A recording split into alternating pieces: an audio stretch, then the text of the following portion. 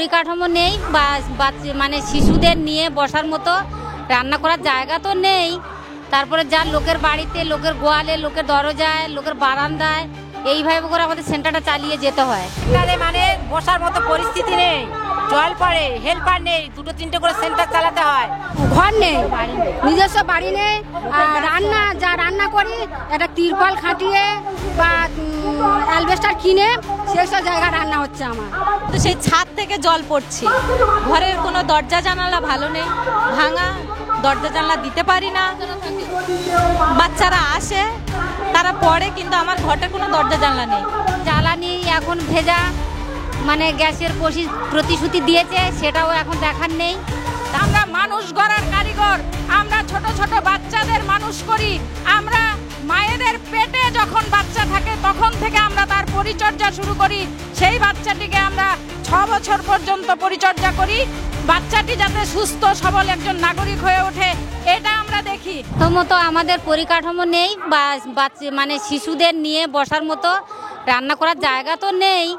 তারপরে যার লোকের বাড়িতে, লোকের গোয়ালে, লোকের দরজায়, লোকের বারান্দায় এইভাবে করে আমাদের সেন্টারটা চালিয়ে যেতে হয়। একদিন রান্না না হলে গ্রামে কৈফিয়ত দিতে হবে কিসের জন্য রান্নাটা হলো না। তারপরে বর্ষার সময় তো সে অসুবিধা শেষ নেই। তারপরে জ্বালানি এখন ভেজা, মানে গ্যাসের প্রতিশ্রুতি দিয়েছে, সেটাও এখন দেখার নেই। তারপরে হচ্ছে গিয়ে কি বলবো, জ্বালানির আমাদের যে 23 টাকা জ্বালানি, তার মধ্যে হলুদ দিতে হয়, মানে 50-এর 1 থেকে 50-এর মধ্যে হচ্ছে গিয়ে 18 টাকা, এবারে 50 থেকে 100-র মধ্যে 21 টাকা। তার মধ্যে আমাদের তো মানে প্রাপক বেশি, আমাদের 23 টাকার মধ্যে জ্বালানি আমাদের কোনোভাবে মানে সম্ভব নয়। তা আমাদের গায়ের উপরেই চেপে যায়। স্থায়ী মানে সেন্টার নেই না, আমাদের কোনো স্থায়ী সেন্টার নেই। লোকের বাড়িতে, লোকের দুয়ারে, লোকের গাছতলা, বর্ষার সময় তো সমস্যাটা বেশি। আর মানে এই যে শুকনোর সময় তবু একটু গাছপালা একদম পুরো খোলা আকাশের নিচেই। 4,500 মাইনের উপরে ভিত্তি আমাদের সংসারও চলে না, ছেলে মেয়ে মানুষ করাও দুষ্কর ব্যাপার। তাহলে এই যে গ্রামের মধ্যে যে লাঞ্ছিত হচ্ছি আমরা, এর কাছে লাঞ্ছিত, একবার ওর কাছে লাঞ্ছিত, এইভাবে আমাদের সেন্টারে চালিয়ে যেতে হচ্ছে। বললে অফিসকে বলে কাজ পাচ্ছ না, ছেড়ে দিন, কাজ আপনারা করছেন কেন? তাহলে আমরা মুখ্যমন্ত্রী মায়ের কাছে এসে আমরা দাবিটা করছি যে আমরা কিসের জন্য এরকম লাঞ্ছিত হবো। আমরা যে মা শিশুর কাজটা করছি, ভিতরে তো আমরাই করছি, তাহলে আমাদেরকে এত দুর্ভোগ ভোগতে হচ্ছে কিসের জন্য? আমরা তো শান্তিপূর্ণভাবে তো আন্দোলনটা চালিয়ে যাচ্ছি, তাহলে আমাদের সামনে ব্যারিকেডটা কিসের জন্য? সেন্টারে মানে বসার মতো পরিস্থিতি নেই, জল পড়ে, হেল্পার নেই, দুটো তিনটে করে সেন্টার চালাতে হয়, মানে দুটো তিনটে করে সেন্টার চালাতে হয়। কোনো জায়গায় হেল্পার নেই, মানে একটা করে দিদিমণি, দুটো তিনটে করে সেন্টার। এবারে গ্রামের মেয়েদের নিয়ে রান্না করতে হয়, তাদের আমাদের গাঁট থেকে টাকা দিতে হয়।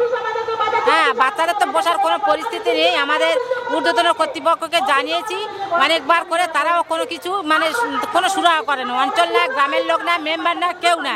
আমাদের এই পরিস্থিতির মধ্যে সেন্টার চালাতে হয়। তার উপরে আমাদের তো জ্বালানি নেই, সবজি নেই, হলুদও দেয় না, লবণ ঠিক মতো দেয় না। মানে যা লবণ দেয়, হলুদ দেয়, তাও আমাদের হলুদ তো দেয় না, লবণ দিলে কমই হয়। এবার এই পরিস্থিতির মধ্যে আমরা যদি এই বর্ষায় একবার সেন্টার বন্ধ করি, তাও আমাদের গ্রামের লোকে আমাদের অনেক ছোট বড় কথা বলে। মানে এই পরিস্থিতির মধ্যে আমরা কি করতে পারি, কি করব? তার জন্য আমাদের এই আমার সেন্টারের সমস্যা বলতে নিজস্ব আমার দুটো সেন্টার নিজস্ব নয়। যদি বা নিজস্ব একটা ছিল, সে সেন্টার নিয়ে নিয়েছে, লোকের বাড়িতে হয়, স্যার নিজে গিয়ে একটা দুটো সেন্টারই আপনি অথচ দুটো সেন্টার আমার নিজস্ব নয়, মানে ঘর নেই, নিজস্ব বাড়ি নেই, রান্না যা রান্না করি একটা তিরপল খাটিয়ে বা অ্যালবেস্টার কিনে সেসব জায়গায় রান্না হচ্ছে আমার। এবারে বাচ্চা প্রচুর বাচ্চা আসে। এবারে আমাদের সমস্যা কি, মানে বাচ্চা প্রচুর আসে, রান্না আমরা অনেক করি, কিন্তু যা জ্বালানি পাই সেই জ্বালানি আমাদের হয়ে ওঠে না। বা যে হলুদ আমাদের দেয়, হলুদ কিনতে হয়, লবণ যা দেয়, লবণ সবসময় হয় না, সে লবণও কিনতে হয়, এগুলো আমাদের কিনে নিতে হয়। আর হেল্পার নেই, একটা হেল্পার আছে, একটা হেল্পার নেই, তাহলে আমাদের কত কষ্টের মধ্যে আমাদের সেন্টার করতে হয়। তার জন্য দুটো সেন্টার আপনি চালাচ্ছেন, এটা কি নিয়ম হয়েছে? নিয়ম এটা আমাদের কুলতলি দিতে আছে, ওটা কর্মী নিয়োগ করেনি, ওই জন্য কর্মী নিয়োগ করেনি। কর্মী নিচ্ছে না, আজ 10 বছর নতুন কর্মী নিয়োগ করছে। সে যার জন্য আমাদের সমস্যাগুলো হচ্ছে। তাহলে একটা সেন্টার যখন চালাচ্ছি নিজে আছি তাহলে ভালো, আবার যখন পরে একটা যে সেন্টারটা সেই সেন্টার পরের দিন গিয়ে শুনছি যে গন্ডগোল হচ্ছে, দিদিমণি নেই, গন্ডগোল হচ্ছে, একটা টাকা দেয় না আমাদের খাতা পাতা সারার জন্য, যা কিছু আমাদের এক্সট্রা পয়সা দেয় না। অত দুটো সেন্টার এই পোষণ টাকারের কাজ কত কষ্ট করে আমরা করি জানো। তার মধ্যে আবার কি যদি একটা আধা যদি নাম না ওঠে তার খাবার দাওয়া বন্ধ করতে হবে। অথচ এলাকার মারা কি বুঝবে যে আমরা এতদিন খাবার নিয়ে এসেছি 3 মাস 4 মাসে, সেই বাচ্চাগুলো বা মাগুলো কেন খাবার পাবে না। আর এখন তারা গন্ডগোল করেছে যে ওদের ফেস নেবে, মুখের ফেস নেবে, নিয়ে সেন্টারে এলে তবে খাবার দেবে। তাহলে বলুন আমাদের গ্রামে 1 হাঁটু করে কাদা মারিয়ে কি সব মা কি আসা সম্ভব? একটা মা এলো 4-5 জনের খাবার নিল, তাহলে 4-5 জনের খাবার আমরা দিয়ে দিই। এবারে আমাদের নিয়ম করছে যে বাচ্চা আসবে তার হচ্ছে সেন্টারে বসিয়ে মুখের ফেস নেবে, মুখের ফটোটা নিলে 10 আঙুলের ছাপ নেবে, তবে তার খাবার দেবে। তাহলে এই করতে করতে সব মারা কি আসা সম্ভব? আর তার নিজেদের ফোনে করতে হবে। 400 টাকা 399 টাকা রিচার্জ, 1 পয়সা ও দিদি দেন। 100 ক টাকা দেয়? 161 টাকা, 161 টাকা রিচার্জ দিয়ে দেয় আমাদেরকে।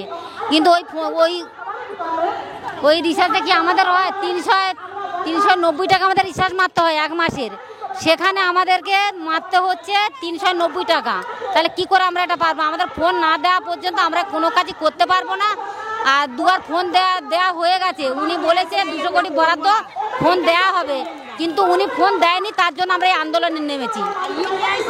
আমার নিজস্ব সেন্টার আছে ঘর, কিন্তু সেই ছাদ থেকে জল পড়ছে। ঘরের কোনো দরজা জানালা ভালো নেই, ভাঙা দরজা জানলা দিতে পারি না।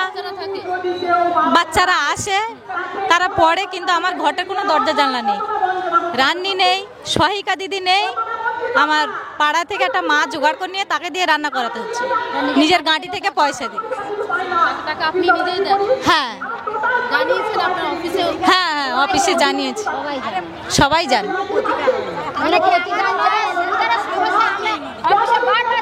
জানাবা সত্ত্বেও আমাদের কোনো কাজ হচ্ছে না, যার জন্য আমাদের আন্দোলনে নামা। আন্দোলন করুন। হ্যাঁ, শুধু বলছি যে তোমরা আন্দোলন করো, করে তোমরা তোমাদের দাবি ফিরে নাও। তা সেই ওটা আমাদের অফিস থেকে স্যারেরা বলছে, যার জন্য আমরা তো এখানে এসেছি। কিন্তু আসার পরে তো ওই তো যা অবস্থা, আমাদের ব্যারিকেড দিয়ে তো আমাদের একজনের হাতে লেগেছে, আর একজনের অজ্ঞান হয়ে পড়ে গিয়েছে। এই পরিস্থিতিগুলো দেখতে হচ্ছে। সিডিপিও সুপারভাইজার ওনারা বলছে, বলে আপনারা আন্দোলন করুন, আমাদের যেটুকু সরকার দিচ্ছে আপনাদেরকে সেটুকুই দিচ্ছি, আপনারা আন্দোলন করে নিয়ে নিন। তাই আমরা আন্দোলনে নেমেছি। আন্দোলনেও বাধা, তাহলে আমরা কোন দিকে যাব? মা শিশু নিয়ে কাজ, আমরা ছোটবেলা থেকে ভিত গড়ছি, তার উপরেও বাধা। আগে বলছে হ্যাঁ, মানে এখানে রাজনীতি আমরা করতে আসিনি, কিন্তু সেই রাজনীতির মধ্যে আমার দিদি আমাদেরকে ফেলে দিচ্ছে দেখে দেখে। এইটুকু বলে ঘর না আছে দৌড়। এবার সকালবেলা যে স্কুলে যাবো, যে বাঘ বার হচ্ছে ভয়েতে বাচ্চাদের নিয়ে স্কুলে বসবো কি, সব তো ভেঙে আছে দৌড় জানালা। যে বাচ্চাদের সকালবেলা যে স্কুলে বসবো, সুন্দরবনে যে বাঘ বার হলে এবারে আমাদের বাড়ি সব ওইখানে 4,500 টাকা মাইনা ঢুকে যেতে পারে। সকালবেলা তো ভোরের বেলা দিনের বেলা বাঘ এসে ঘুরতেছে, তাহলে আমরা সেখানে কিভাবে বাচ্চাদের নিয়ে মাদের নিয়ে পরিষেবাগুলো দেবো? সেখানে কোনোদিন বাচ্চা পাঠাবে না সেখানে। আমাদের মাসে মাইনে 4,500 টাকা। কেন্দ্রে যে সরকার রয়েছে সেই সরকার এবং রাজ্যের সরকার মিলে আমাদের প্রজেক্টটা যৌথ। আমাদের 50 বছর চলছে, এই 50 বছরে কেন্দ্রের সরকার দিচ্ছে 4,500 টাকা, রাজ্য সরকার দিচ্ছে 4,500 টাকা। তো আমরা বলছি যে কোনো সরকারের আমাদের প্রতি, অর্থাৎ আমরাও তো মহিলা, আজকে সরকাররা, আজকে কেন্দ্রের সরকার বলেন, রাজ্যের সরকার বলেন, তারা কেউ বলছে বেটি বাঁচাও বেটি পড়াও, কেউ বলছে কন্যাশ্রী, রূপশ্রী, যুবশ্রী, কিন্তু কাজের বেলায় আমরা যে লক্ষ লক্ষ অঙ্গনওয়াড়ি কর্মী সারা রাজ্যে খেটে মরছি, আমরা সমাজ গড়ার কাজ করছি, আমরা মানুষ গড়ার কারিগর, আমরা ছোট ছোট বাচ্চাদের মানুষ করি, আমরা মায়েদের পেটে যখন বাচ্চা থাকে তখন থেকে আমরা তার পরিচর্যা শুরু করি। সেই বাচ্চাটিকে আমরা 6 বছর পর্যন্ত পরিচর্যা করি, বাচ্চাটি যাতে সুস্থ সবল একজন নাগরিক হয়ে ওঠে এটা আমরা দেখি। কিন্তু আমরা যারা এখানে কাজ করছি লক্ষ লক্ষ কর্মী, আমরা রয়েছি অপুষ্ট। আমাদের 4,500 টাকা দিচ্ছে কেন্দ্র, 4,500 টাকা দিচ্ছে রাজ্য। 4,500 টাকা 11 বছর আগে 11 বছর আগে কেন্দ্র সেখানে থেমে গেছে। 11 বছর থেকে 4,500 থেকে আর 5,500 হয়নি, 2 টাকাও বাড়েনি। আমাদের চাকরির শেষে রিটায়ারমেন্টের পরে আমরা কোথায় যাব সেটা আমাদের দেশের সরকার ভাবেনি। দেশের সরকার কি করছে? বড় বড় লেকচার দিচ্ছে, বেটি বাঁচাও বেটি পড়াও, কিন্তু আমরা লক্ষ লক্ষ কর্মীরা সারা দেশে খেটে মরছি, আমাদের বাঁচানোর কোনো তাগিদ তাদের নাই। আমরা যখন চাকরির শেষে বসে যাচ্ছি, আমাদের চাকরি শেষ হয়ে যাচ্ছে, আমাদের বসিয়ে দেওয়া হচ্ছে, তখন আমরা কোথায় যাব? আমরা মানুষের বাড়ির বাসন মাজবো? আমাদের দিল্লির অভিযানের কিছু ভাবনা চিন্তা করছেন? দিল্লির বিরুদ্ধেও আমাদের অভিযোগ আছে, আমাদের দিদির বিরুদ্ধে অভিযোগ আছে। আমাদের চাকরির শেষে দিদি 5 লাখ টাকা ঘোষণা করেছে, কিন্তু কেন্দ্রের সরকার আমাদের 5টি পয়সা ঘোষণা করেনি। আমরা চাকরির পরে কোথায় যাব সেই জায়গাটা দেখা হয়নি। এই জন্যে দুটো সরকারের কাছে আমাদের আবেদন রয়েছে যে আপনারা মুখে মুখে যেমন মানুষের কথা বলছেন, মুখে মুখে যেমন মহিলাদের কথা বলছেন, তেমন আমাদের দিকটাও একটু দেখুন, আমরাও যাতে বেঁচে থাকতে পারি। আমরা সমাজের জন্য শুধু কাজ করে যাব, আমাদের পেটে হাওয়া বেঁধে তো আমরা কাজ করতে পারবো না। আরো ভালো ভালো খবর দেখতে সাবস্ক্রাইব করুন বাংলা হান্টের ইউটিউব চ্যানেল। বাংলা হান্টের আরো খবর দেখতে নজর রাখুন। বাংলা খবর মানেই বাংলা হান্ট।